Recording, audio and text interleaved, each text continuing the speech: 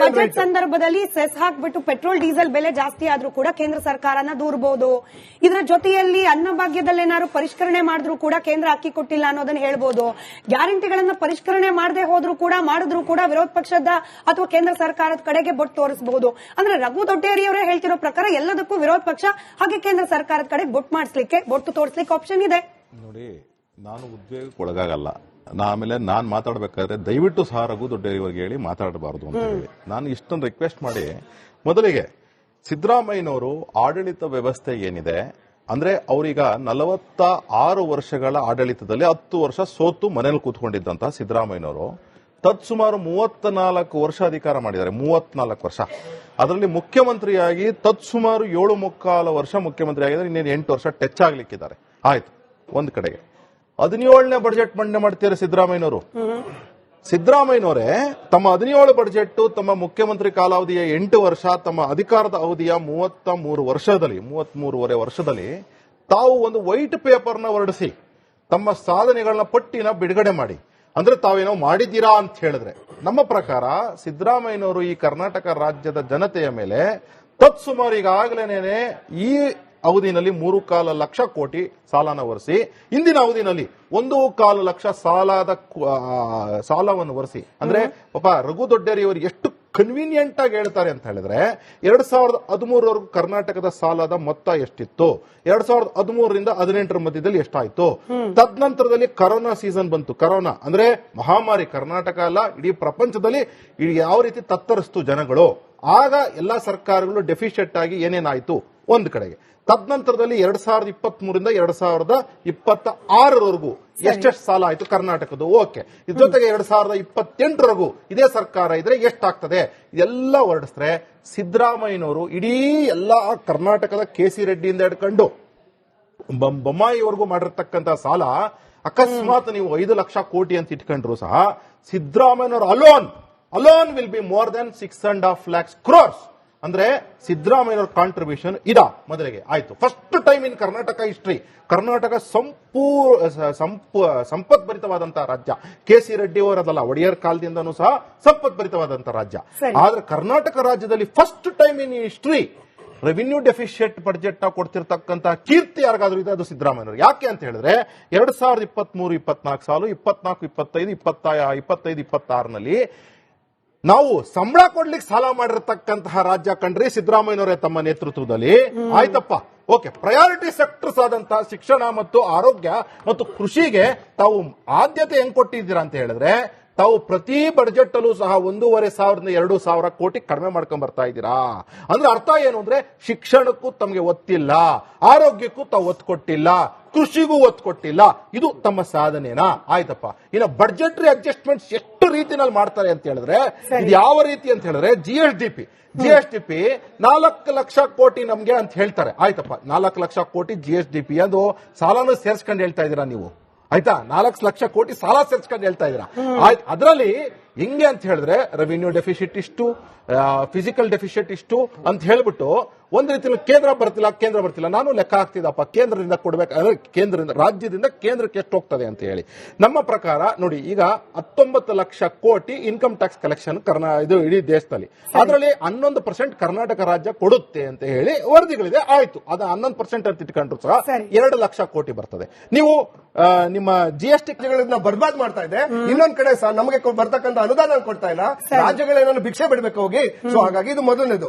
ಎರಡನೇದು, ನಾವು ಮಾತಾಡ್ತಾ ಇದೀವಿ ಏನು ಇದು ಅಭಿವೃದ್ಧಿ ವಿಚಾರವಾಗಿ ನೀವು ಡೆವಲಪ್ಮೆಂಟ್ ಕಳೆದ ಏನು ನಮ್ಮ ಎಷ್ಟು ಎಕ್ಸ್ಪೆಂಡಿಚರ್ ಎಷ್ಟು ಮಾಡಿದೀವಿ. ಕರ್ನಾಟಕದ ಬಡ್ಜೆಟ್ ಸಾಲ 2000 ಸಿದ್ದರಾಮಯ್ಯನವರು ಬಿಟ್ಟಾಗ 18ರಲ್ಲಿ 1.55 ಲಕ್ಷ ಕೋಟಿ ಇತ್ತು ಕರ್ನಾಟಕದಲ್ಲಿ. ಯಡಿಯೂರಪ್ಪನವರು 2019ರಲ್ಲಿ ಇವರು 23ರಲ್ಲಿ ಬಿಜೆಪಿ ಸರ್ಕಾರ ಇಳಿದಾಗ 5.9 ಲಕ್ಷ ಕೋಟಿ ಇತ್ತು. ಅಂದ್ರೆ ಕೇವಲ 4 ವರ್ಷದಲ್ಲಿ ಬಿಜೆಪಿ ಸರ್ಕಾರ ಮಾಡಿದ ಸಾಲ ಎಷ್ಟು? ಸರಿಸುಮಾರು 4.5 ಲಕ್ಷ ಕೋಟಿ. ಸೊ ಈಗ ನಾವು 2 ವರ್ಷದಲ್ಲಿ 3 ವರ್ಷದಲ್ಲಿ ನಾವು ರಫ್ಲಿ ಅರೌಂಡ್ 3 ಲಕ್ಷ ಮಾಡಿದ್ವಿ. ಯಾಕೆ ಪರಿಸ್ಥಿತಿ ಬರ್ತಿದೆ ಅಂತಂದ್ರೆ ಕೇಂದ್ರ ಸರ್ಕಾರದ ಆರ್ಥಿಕ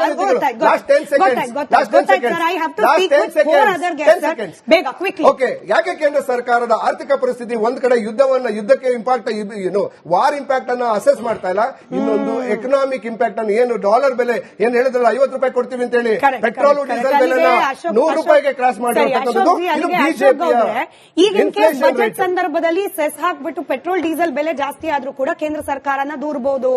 ಇದರ ಜೊತೆಯಲ್ಲಿ ಅನ್ನಭಾಗ್ಯದಲ್ಲಿ ಏನಾದ್ರು ಪರಿಷ್ಕರಣೆ ಮಾಡಿದ್ರು ಕೂಡ ಕೇಂದ್ರ ಅಕ್ಕಿ ಕೊಟ್ಟಿಲ್ಲ ಅನ್ನೋದನ್ನ ಹೇಳ್ಬೋದು.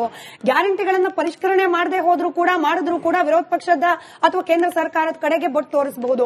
ಅಂದ್ರೆ ರಘು ದೊಡ್ಡೇರಿಯವರೇ ಹೇಳ್ತಿರೋ ಪ್ರಕಾರ ಎಲ್ಲದಕ್ಕೂ ವಿರೋಧ ಪಕ್ಷ ಹಾಗೆ ಕೇಂದ್ರ ಸರ್ಕಾರದ ಕಡೆ ಬೊಟ್ಟು ತೋರಿಸಲಿಕ್ಕೆ ಆಪ್ಷನ್ ಇದೆ.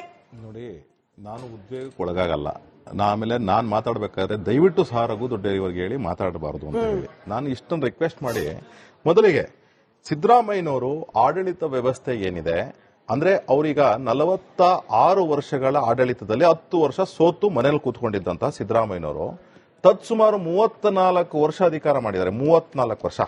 ಅದರಲ್ಲಿ ಮುಖ್ಯಮಂತ್ರಿಯಾಗಿ ತತ್ಸುಮಾರು 7.25 ವರ್ಷ ಮುಖ್ಯಮಂತ್ರಿ ಆಗಿದ್ದಾರೆ. ಇನ್ನೇನು 8 ವರ್ಷ ಟಚ್ ಆಗ್ಲಿಕ್ಕಿದ್ದಾರೆ. ಆಯ್ತು, ಒಂದ್ ಕಡೆಗೆ 17ನೇ ಬಜೆಟ್ ಮಂಡನೆ ಮಾಡ್ತಾರೆ ಸಿದ್ದರಾಮಯ್ಯನವರು.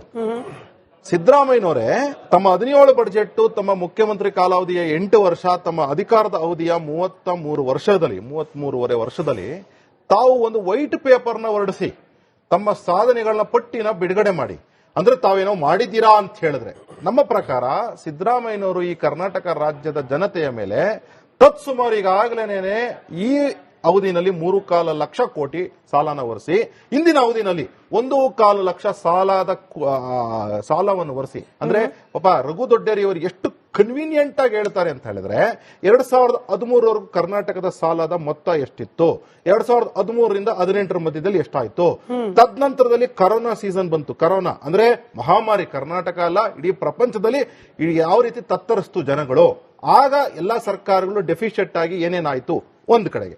ತದನಂತರದಲ್ಲಿ 2023ರಿಂದ 2026 ಎಷ್ಟೆಷ್ಟು ಸಾಲ ಆಯ್ತು ಕರ್ನಾಟಕದ್ದು, ಓಕೆ. ಇದ್ರ ಜೊತೆಗೆ 2028 ಇದೇ ಸರ್ಕಾರ ಇದ್ರೆ ಎಷ್ಟಾಗ್ತದೆ ಇದೆಲ್ಲ ಹೊರಡಿಸಿದ್ರೆ ಸಿದ್ದರಾಮಯ್ಯನವರು ಇಡೀ ಎಲ್ಲಾ ಕರ್ನಾಟಕದ ಕೆ.ಸಿ. ರೆಡ್ಡಿಯಿಂದ ಹಿಡ್ಕೊಂಡು ಬೊಮ್ಮಾಯಿವರೆಗೂ ಮಾಡಿರ್ತಕ್ಕಂಥ ಸಾಲ ಅಕಸ್ಮಾತ್ ನೀವು 5 ಲಕ್ಷ ಕೋಟಿ ಅಂತ ಇಟ್ಕೊಂಡ್ರು ಸಹ ಸಿದ್ದರಾಮಯ್ಯನವರು alone will be more than 6.5 lakhs crores. ಅಂದ್ರೆ ಸಿದ್ದರಾಮಯ್ಯನವರ ಕಾಂಟ್ರಿಬ್ಯೂಷನ್ ಇದ ಮೊದಲಿಗೆ ಆಯ್ತು. First time in Karnataka history Karnataka ಸಂಪತ್ಭರಿತವಾದಂತಹ ರಾಜ್ಯ. ಕೆ.ಸಿ. ರೆಡ್ಡಿ ಅವರದಲ್ಲ, ಒಡೆಯರ್ ಕಾಲದಿಂದನೂ ಸಹ ಸಂಪತ್ಭರಿತವಾದಂತಹ ರಾಜ್ಯ. ಆದ್ರೆ ಕರ್ನಾಟಕ ರಾಜ್ಯದಲ್ಲಿ first time in history revenue deficit budget ಕೊಡ್ತಿರ್ತಕ್ಕಂತಹ ಕೀರ್ತಿ ಯಾರಿಗಾದ್ರೂ ಇದೆ ಅದು ಸಿದ್ದರಾಮಯ್ಯನವರು. ಯಾಕೆ ಅಂತ ಹೇಳಿದ್ರೆ 2023-24 ಸಾಲು 24-25-26ನಲ್ಲಿ ನಾವು ಸಂಬಳ ಕೊಡ್ಲಿಕ್ಕೆ ಸಾಲ ಮಾಡಿರ್ತಕ್ಕಂತಹ ರಾಜ್ಯ ಕಂಡ್ರಿ ಸಿದ್ದರಾಮಯ್ಯನವರೇ ತಮ್ಮ ನೇತೃತ್ವದಲ್ಲಿ. ಆಯ್ತಪ್ಪ, ಓಕೆ. ಪ್ರಯಾರಿಟಿ ಸೆಕ್ಟರ್ಸ್ ಆದಂತಹ ಶಿಕ್ಷಣ ಮತ್ತು ಆರೋಗ್ಯ ಮತ್ತು ಕೃಷಿಗೆ ತಾವು ಆದ್ಯತೆ ಹೆಂಗ್ ಕೊಟ್ಟಿದ್ದೀರಾ ಅಂತ ಹೇಳಿದ್ರೆ ತಾವು ಪ್ರತಿ ಬಜೆಟ್ ಅಲ್ಲೂ ಸಹ 1,500-2,000 ಕೋಟಿ ಕಡಿಮೆ ಮಾಡ್ಕೊಂಡ್ ಬರ್ತಾ ಇದ್ದೀರಾ. ಅಂದ್ರೆ ಅರ್ಥ ಏನು ಅಂದ್ರೆ ಶಿಕ್ಷಣಕ್ಕೂ ತಮಗೆ ಒತ್ತಿಲ್ಲ, ಆರೋಗ್ಯಕ್ಕೂ ತಾವು ಒತ್ತು ಕೊಟ್ಟಿಲ್ಲ, ಕೃಷಿಗೂ ಒತ್ತು ಕೊಟ್ಟಿಲ್ಲ. ಇದು ತಮ್ಮ ಸಾಧನೆನಾ? ಆಯ್ತಪ್ಪ. ಇನ್ನು ಬಡ್ಜೆಟ್ರಿ ಅಡ್ಜಸ್ಟ್ಮೆಂಟ್ಸ್ ಎಷ್ಟು ರೀತಿನಲ್ಲಿ ಮಾಡ್ತಾರೆ ಅಂತ ಹೇಳಿದ್ರೆ ಇದು ಯಾವ ರೀತಿ ಅಂತ ಹೇಳಿದ್ರೆ ಜಿಎಸ್ಡಿಪಿ 4 ಲಕ್ಷ ಕೋಟಿ ನಮ್ಗೆ ಅಂತ ಹೇಳ್ತಾರೆ. ಆಯ್ತಪ್ಪ, 4 ಲಕ್ಷ ಕೋಟಿ ಜಿಎಸ್ಡಿಪಿ ಅದು ಸಾಲನೂ ಸೇರ್ಸ್ಕೊಂಡು ಹೇಳ್ತಾ ಇದ್ದೀರಾ ನೀವು. ಆಯ್ತಾ, 4 ಲಕ್ಷ ಕೋಟಿ ಸಾಲ ಸೇರ್ಸ್ಕೊಂಡು ಹೇಳ್ತಾ ಇದ್ದೀರಾ. ಆಯ್ತು, ಅದರಲ್ಲಿ ಹೆಂಗೆ ಅಂತ ಹೇಳಿದ್ರೆ ರೆವಿನ್ಯೂ ಡೆಫಿಸಿಟ್ ಇಷ್ಟು, ಫಿಸಿಕಲ್ ಡೆಫಿಸಿಟ್ ಇಷ್ಟು ಅಂತ ಹೇಳ್ಬಿಟ್ಟು ಒಂದ್ ರೀತಿಯಲ್ಲಿ ಕೇಂದ್ರ ಬರ್ತಿಲ್ಲ. ನಾನು ಲೆಕ್ಕ ಹಾಕ್ತಿದ್ದಪ್ಪ, ಕೇಂದ್ರದಿಂದ ಕೊಡ್ಬೇಕು, ರಾಜ್ಯದಿಂದ ಕೇಂದ್ರಕ್ಕೆ ಎಷ್ಟು ಹೋಗ್ತದೆ ಅಂತ ಹೇಳಿ. ನಮ್ಮ ಪ್ರಕಾರ ನೋಡಿ, ಈಗ 19 ಲಕ್ಷ ಕೋಟಿ ಇನ್ಕಮ್ ಟ್ಯಾಕ್ಸ್ ಕಲೆಕ್ಷನ್ ಇದು ಇಡೀ ದೇಶದಲ್ಲಿ, ಅದರಲ್ಲಿ 11% ಕರ್ನಾಟಕ ರಾಜ್ಯ ಕೊಡುತ್ತೆ ಅಂತ ಹೇಳಿ ವರದಿಗಳಿದೆ. ಆಯ್ತು, ಅದು 11% ಅಂತ ಇಟ್ಕೊಂಡ್ರು ಸಹ 2 ಲಕ್ಷ ಕೋಟಿ ಬರ್ತದೆ. ನೀವು ನಿಮ್ಮ ಜಿಎಸ್ಟಿ ಕಲೆಕ್ಷನ್ಸ್ ಏನಿದೆ, ಜಿಎಸ್ಟಿ ಕಲೆಕ್ಷನ್ಸ್ ಅಲ್ಲಿ ನೀವು ಮಾಡ್ತಾ ಇರ್ತಕ್ಕಂಥದ್ದು ಏನಪ್ಪ, ಈ ವರ್ಷ 1,20,000 ಕೋಟಿ ಮಾಡಬೇಕು ಅಂತ ಇಟ್ಟಿದ್ರೆ ಈಗಾಗಲೇ ಮಾಡಿರ್ತಕ್ಕಂಥದ್ದು 80,000 ಕೋಟಿ. ಆಯ್ತಪ್ಪ, ಮಾರ್ಚ್ 31ನೇ ತಾರೀಕು ಇನ್ನೆಷ್ಟು ಮಾಡಿರ್ತೀರ ಅಂತ 95,000 ಕೋಟಿ ಮಾಡಿರ್ತೀರ. ಬೇಡ, 1 ಲಕ್ಷ ಕೋಟಿ ಅಂತ ಇಟ್ಕೊಳ್ಳಿ. ಆದ್ರೆ ಅಷ್ಟೇ ಎಸ್ ಇದೆ, ಅದೇ ರೀತಿ ಸಿಜಿಎಸ್ಟಿನೂ ಇರುತ್ತೆ. ಅಂದ್ರೆ ನೀವೇನಂತ ಹೇಳಿದ್ರೆ 2 ಲಕ್ಷ ಕೋಟಿ ಪ್ಲಸ್ 1 ಲಕ್ಷ ಕೋಟಿ 3 ಲಕ್ಷ ಕೋಟಿ. ಅದು ಹೇಳೋದೇನು 4.5 ಲಕ್ಷ ಕೋಟಿ 5 ಲಕ್ಷ ಕೋಟಿ ಕಳಿಸ್ತಾ ಇದೀವಿ. ಆಮೇಲೆ ನಮಗೆ ಬರೋದೇನು 1 ಲಕ್ಷ ಕೋಟಿ. ನೋಡಿ, ನೀವು ಮಾತಾಡ್ಬೇಕಾದ್ರೆ ನಾ ಮಾತಾಡ್ತೀನಿ.